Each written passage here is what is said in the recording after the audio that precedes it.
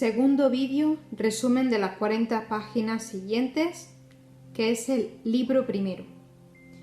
Ese libro primero tiene 4 capítulos. Capítulo 1, Dios. Capítulo 2, elementos generales del universo. Capítulo 3, creación. Capítulo 4, principio vital. Recuerden que esto es un resumen de las partes que he visto más interesantes y más sencillas de comprender. Bien, vamos a empezar por el capítulo primero, Dios. Dios es la inteligencia suprema, causa primera de todas las cosas. Para creer en Dios basta extender la vista sobre las obras de la creación. Existe el universo, luego hay una causa. Dudar de la existencia de Dios sería negar que todo efecto tiene una causa y sentar que la nada ha podido crear alguna cosa. Por las obras se juzga del poder de una inteligencia. Esta inteligencia es la causa primera de todas las cosas, sea cual fuese el nombre con el que el hombre la designe. ¿Puede comprender el hombre la naturaleza íntima de Dios? No. Para esto le falta un sentido. ¿Sería dado al hombre algún día comprender el misterio de la divinidad? Cuando la materia no obscurezca su espíritu y por su estado de perfección se halle más cerca de Dios, le verá y le comprenderá. Dios es eterno. Si hubiese tenido principio, habría salido de la nada o bien hubiera sido creado por un ser anterior. Así es como de grado en grado nos remontamos al infinito y a la eternidad. Dios es inmaterial, es decir, que su naturaleza difiere de todo lo que llamamos materia. En otro caso no sería inmutable porque estaría sujeto a las transformaciones de la materia. Dios es único. Si hubiese varios dioses no habría unidad de miras ni de poder en la dirección del universo. Para el espiritismo, Dios es la causa y no el efecto. Un ejemplo, si Dios fuera un pintor, sus cuadros no sería él solo sería el pintor. Siendo infinitos los mundos y Dios está en todas partes, estando Dios en todas partes, puesto que todo es parte integrante de Dios, da a todos los fenómenos de la naturaleza una razón de ser inteligente. Capítulo 2. Elementos generales del universo. Conocimiento del principio de las cosas. ¿Penetrará algún día el hombre al misterio de las cosas que le están ocultas? Respuesta. Para él el velo se va alzando a medida que va purificándose, pero para comprender ciertas cosas necesita facultades que todavía no posee. Aparte de las investigaciones de la ciencia, ¿es dado al hombre recibir comunicaciones de un orden más elevado sobre el que se le escapa al testimonio de sus sentidos? Respuesta. Sí, si Dios lo juzga útil, puede revelarle lo que no le puede enseñar la ciencia. Por medio de estas comunicaciones, el hombre adquiere, dentro de ciertos límites, el conocimiento de su pasado y su destino futuro. Tema del espíritu y materia. La materia existe en varios estados. Algunos ya se son conocidos por vuestros sentidos y otros os son desconocidos. Puede ser, por ejemplo, de tal modo etérea y sutil que no cause la menor impresión a vuestros sentidos físicos y que con todo siempre es materia, aunque no lo fuera para vosotros. Entonces, ¿qué definición podéis darnos de la materia? Respuesta. La materia es el lazo que encadena el espíritu. Es el instrumento que le sirve y sobre el cual al mismo tiempo él ejerce su acción. ¿qué es el espíritu?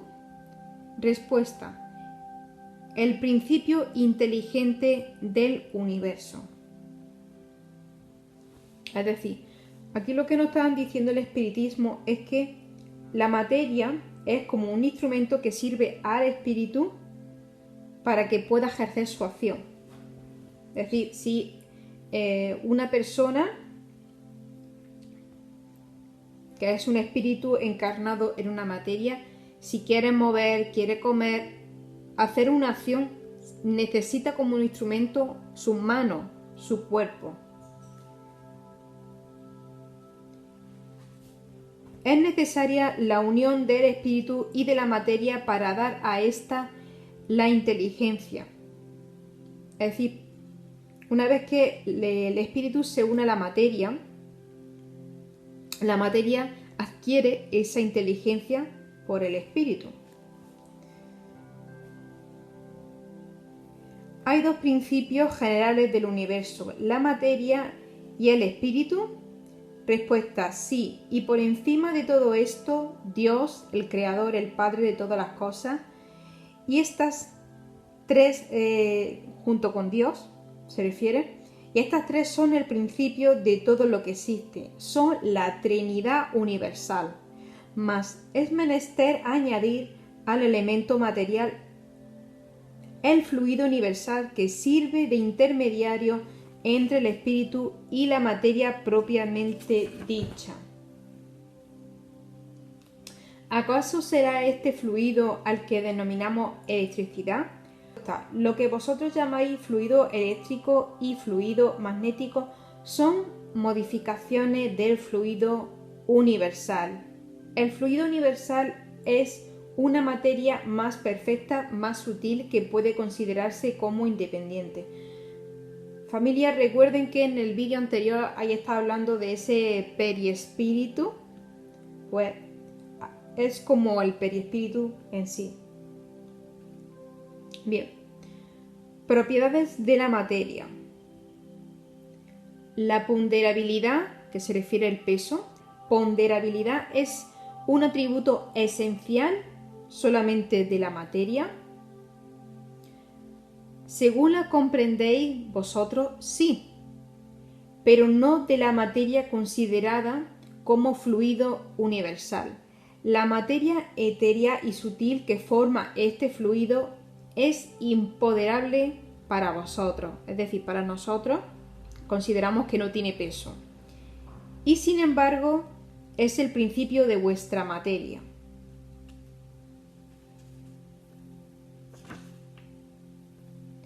¿Tienen las moléculas una forma determinada? Sin duda alguna, las moléculas tienen una forma, pero que vosotros no podéis apreciar. ¿Esta forma es constante o variable? Respuesta: es constante para las moléculas elementales primitivas, pero variable para las secundarias que no son otra cosa que aglomeraciones de las primeras. Se refiere a esas moléculas elementales primitivas. Espacio universal. ¿El espacio universal es infinito o limitado? Respuesta: infinito.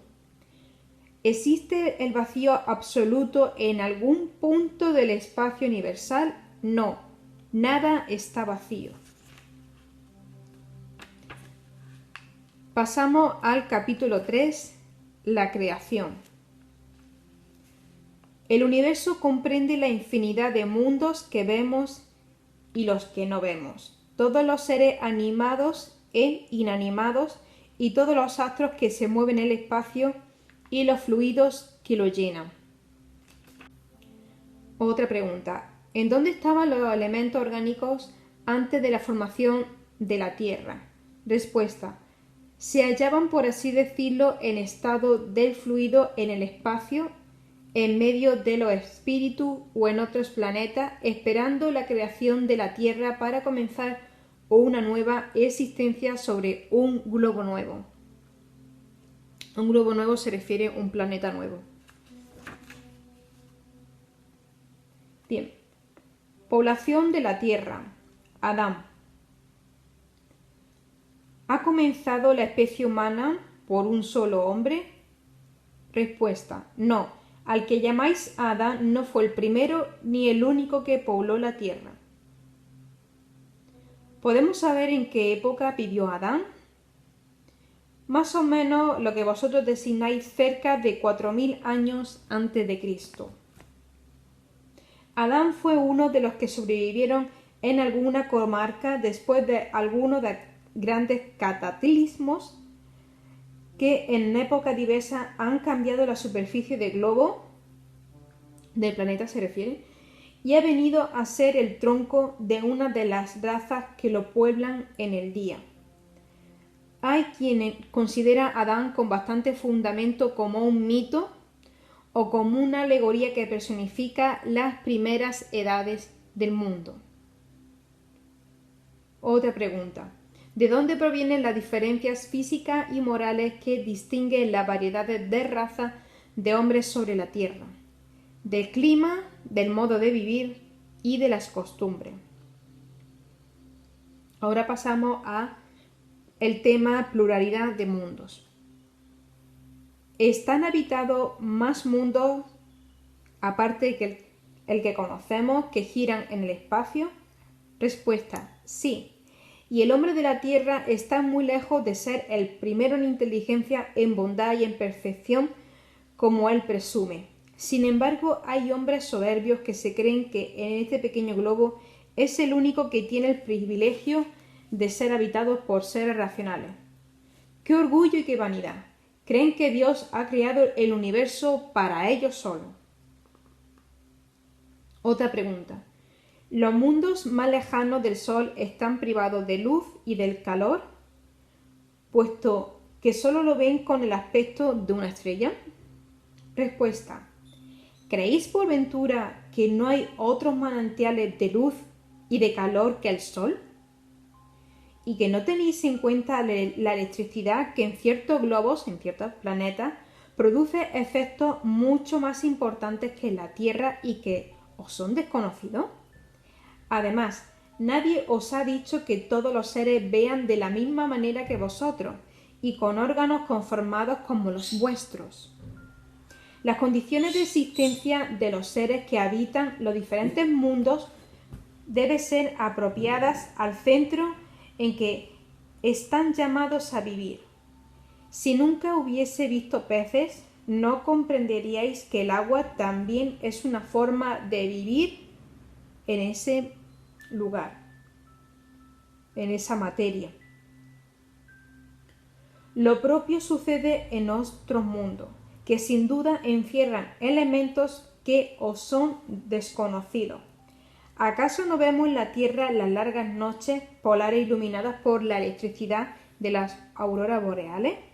¿No es posible que en ciertos mundos la electricidad sea más abundante que sobre la Tierra y ejerza una acción cuyos efectos no podemos comprender? Estos mundos pueden contener en sí mismos los manantiales de calor y de luz necesarios a su habitante. Capítulo 4. Principio vital. Seres orgánicos e inorgánicos. ¿Existe alguna diferencia entre la materia de los cuerpos orgánicos y la de los inorgánicos? Respuesta: siempre es la misma materia, solo que en los cuerpos orgánicos está animalizada. ¿Cuál es la causa de la animalización de la materia? Su unión con el principio vital. Recuerden ese principio vital, ese fluido vital del que han hablado ya en varias ocasiones.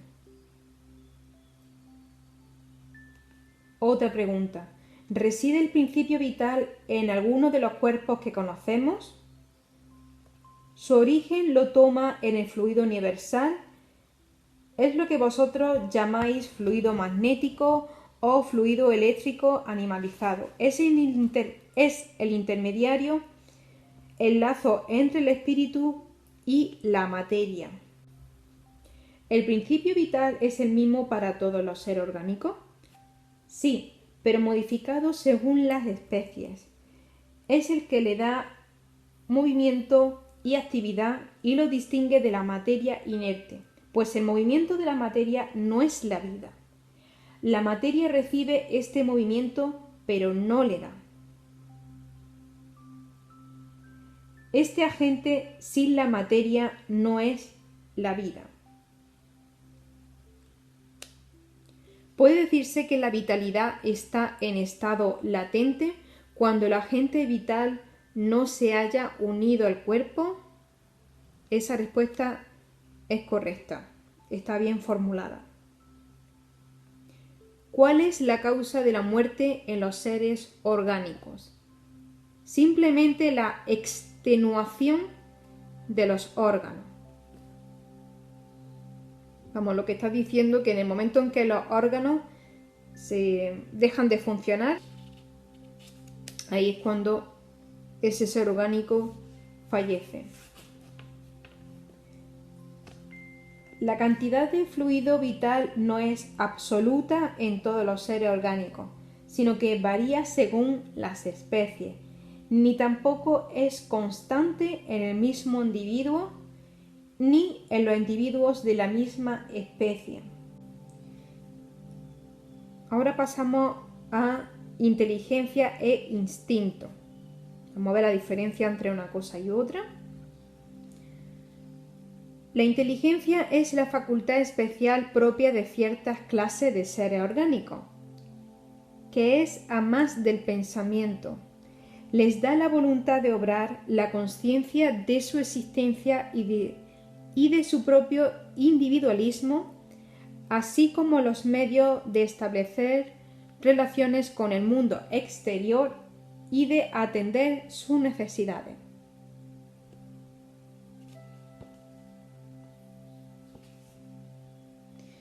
El instinto es una especie de inteligencia. El instinto es una inteligencia no razonada por medio del cual todos los seres atienden a sus necesidades. El instinto existe siempre, mas el hombre lo descuida. El instinto también puede conducir al bien, nos guía casi siempre y a veces con más seguridad que la razón. El instinto no se extravía jamás. Ahí está hablando como el instinto se refiere más bien como esa intuición. Otra pregunta. ¿Por qué la razón no siempre es guía infalible?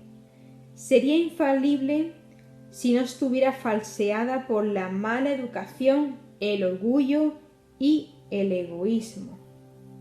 La razón deja la elección al hombre y le da el libre albedrío. Y aquí concluye el libro primero de este libro de los espíritus de Allan Kardec. Espero que os haya resultado interesante, que hayan aprendido, y próximamente sacaré el próximo vídeo con el que comienza libro segundo, Mundo Espiritista o de los Espíritus. Entonces ya voy a hacer un resumen sobre este tema, que ya va a tratar sobre diferentes tipos de subtemas sobre los espíritus, como ahí está hablando, diferentes órdenes de espíritu, la progresión, forma y ubicuidad, el origen y naturaleza de los espíritus, mundo normal primitivo, etcétera, etcétera. Espero que ese vídeo también os guste y nos vemos próximamente.